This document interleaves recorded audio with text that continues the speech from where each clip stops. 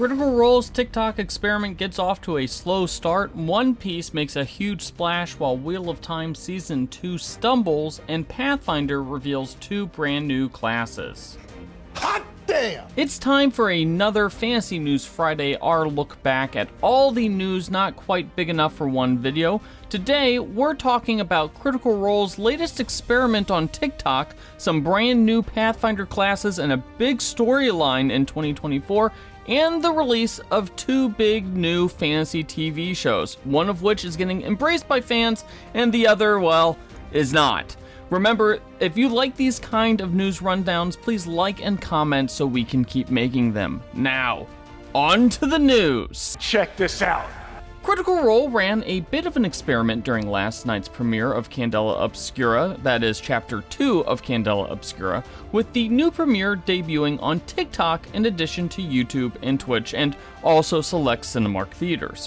While Critical Role has nearly 575,000 followers on TikTok, only 100 or so viewers were watching Candela Obscura during peak hours, at least on that platform. Now, obviously, this is a new experiment which received little fanfare or anything like that, but it looks like Critical Role's attempt to add a third streaming platform is off to, well, a slow start. Although, we will say that we do like the vertical setup that they used for Candela Obscura when debuting it on TikTok.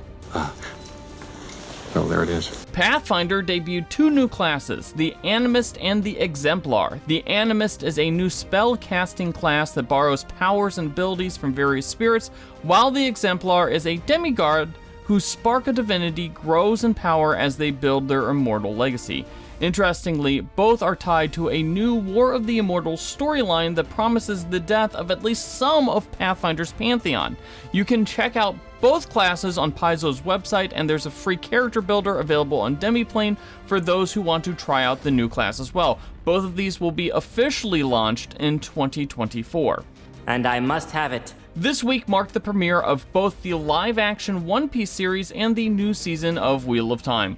While both have similar Rotten Tomatoes scores, One Piece has been praised by its fan base. The Wheel of Time is decidedly more divisive. Honestly, I think some of the difference is that One Piece manages to keep its focus on the core characters while even expanding the supporting cast to bring in certain characters and storylines earlier, while Wheel of Time is a bit more, well, loosey-goosey with its focus and is basically giving equal screen time to all of its core cast, which is a departure from the books.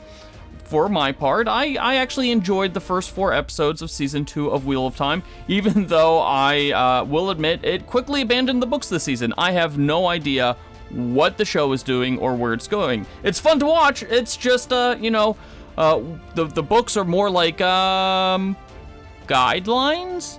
Inspiration? Something we look at while writing the scripts but don't really pay attention to? The writing and the acting and, the sets all seem to be a little bit better than last season, but I understand that mixing 3 books into a blender and seeing what comes out is going to tick off a lot of fans, so not really surprised by the reaction at all. You maniac! You blew it up! And finally, the Magnus Archives is the latest $1 million tabletop RPG. This week, Monty Cook Games launched the Backer Kit crowdfunding campaign for its tabletop adaptation of the Magnus Archives. It was a smash hit, and it raised over $1 million in just 2 days, which is impressive, given that a Kickstarter to fund a new Magnus Archive podcast series raised less money during its entire run. Podcast tabletop RPGs seem to be the hot trend nowadays, so we're looking forward to seeing what gets adapted next. Compelling and rich. So, what was your favorite story this week? Let us know in the comment section, and don't forget to hit those like and subscribe buttons.